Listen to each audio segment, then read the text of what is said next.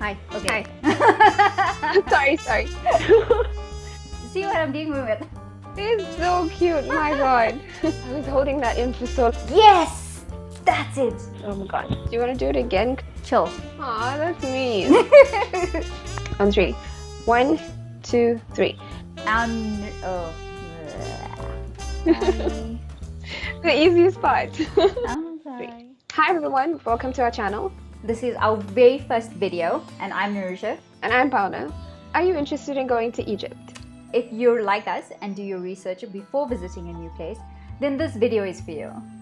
Firstly, why Egypt? In all honesty, it was a spur of the moment trip, and it was one of the more cheaper destinations. And you? I wanted to go to see if the aliens really did build the pyramids, and of course because of Brendan Fraser from The Mummy. So we have 5 tips that we think are important when planning a trip to Egypt.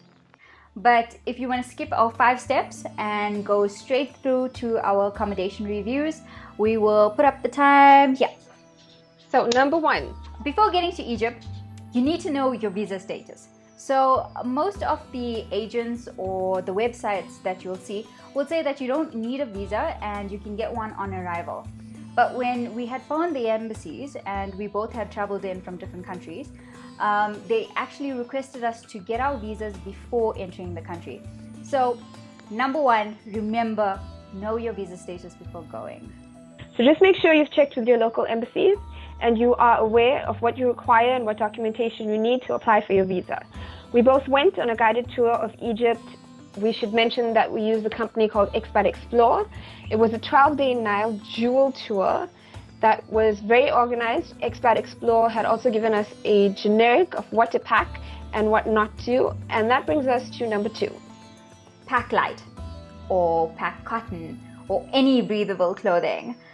When people say Egypt is hot, that is an understatement. We were told not to carry anything revealing or to dress conservatively, considering it is a Muslim country.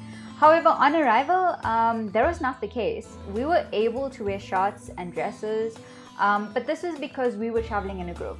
So I'm not sure if you were traveling alone, how it would be. Number 3, don't forget to pack these 3 things. Sunblock, sun hat, and comfortable shoes because you will need it. The temperatures do get to go well over 30 degrees Celsius or 86 degrees Fahrenheit. Also, carrying sneakers or trainers is essential because you will be doing a ton of walking, especially if you're on a guided tour. Water is life. You'll notice this phrase everywhere in Egypt, and you only understand the true concept when seeing the towns along the Nile. So number 4 is definitely one of the most important tips. You cannot drink the tap water in Egypt. Your guide will mention this to you, but if you're traveling alone, this is very important to remember. The hotels will sell you a bottle of water for about 25 Egyptian pounds, but if you go to the local convenience stores, you'll be able to get it between 10 to 15 Egyptian pounds.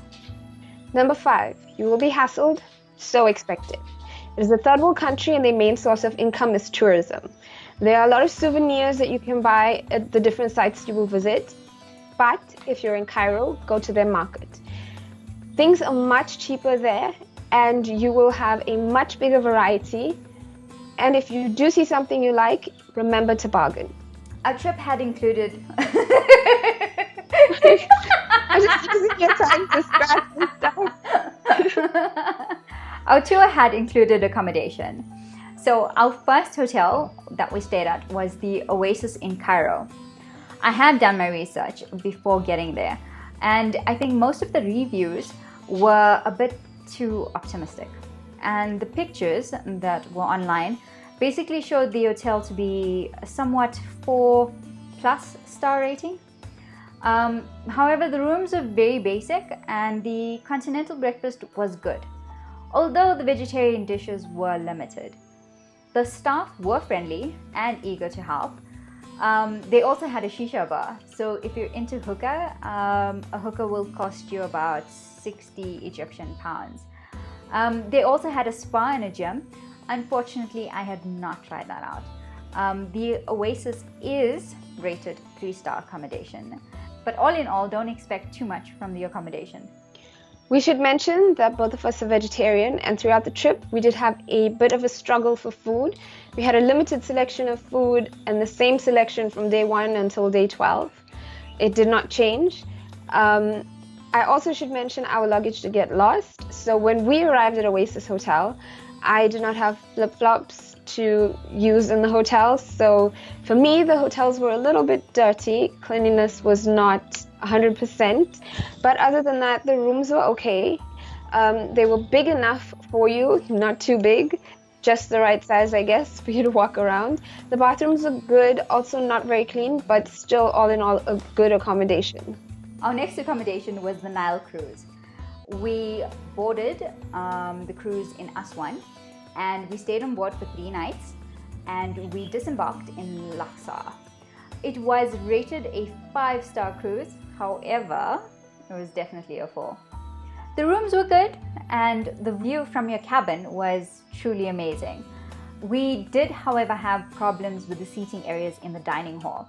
So the cruise ship had allocated a certain amount of seats to our tour group and were not willing to compromise on this, even when the hall was fairly empty.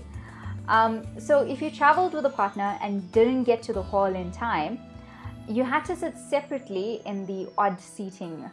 However, after the first meal, our tour group figured this out, and we all didn't rush at once to the dining hall, and we had given each other a chance to eat.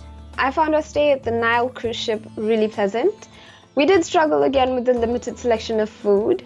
The rooms were good, they were clean, the bathroom itself was really good. The one problem I did have is that if you were traveling with a partner on the Nile cruise, the beds were separate and you could not bring them together. But other than that, the cruise ship was a really pleasant experience. We played games, we did some shopping, and I really enjoyed. I think this was the best accommodation for me throughout the tour. Our next accommodation was the Grand Sea Resort in Hurgada, near the Red Sea. This was also rated 5-star. I'm not too sure about that either, although in my opinion this was the best accommodation of the trip. The rooms were spacious, and this was a very good place to relax and enjoy the beach. The hotel was an all-inclusive and had many activities to offer. I personally would definitely recommend the Grand Sea Resort. If you're planning a trip here, I definitely would say more than 1 day, because 1 day is definitely not enough. There's just so much to see and do in Hurgada to cramp it all in 1 day. I also enjoyed our stay here. I did have a problem, however, with the weird design of the bathroom. The tub was probably half the size of a regular tub width-wise, and the shower itself was situated in the middle of that tub. So if you switch shower on, the water would spray out of the tub instead of actually in the tub. So that was the one problem I had with the bathroom. But it was really spacious. It was the room was amazing. Lots of areas where you could keep your things, lots of room to walk around. A veranda or a patio that we had was really amazing. I think it had a view, some of us had a view of the beach, did we? Yeah, so the view from the patio also was amazing. So for me, I enjoyed the Nile cruise ship the best, but this definitely came in second. From Hurgada, we traveled back to Cairo, where we stayed our last night at the Oasis. We had spent 3 extra days after the tour, and we stayed at the Meridien Hotel in Cairo. It is an association with Starwood Preferred Guests, which is internationally recognized. The hotel was definitely 5-star. The room was very spacious, very nice, very clean. So was the bathroom. So our last accommodation was definitely 5-star and was the best out of all of the places that we stayed. Well, that's it from us. Catch our next video on the sites that are definitely not to be missed. And sites you can afford to skip. I'm Nurisha. And I'm Bauna. And this is Troy. Till next time. Bye. Bye. He's chasing his tail. Oh my god. He just wants attention. He's like, my tail is so interesting. Oh, don't you want to catch it with me? That look, oh my god, that look.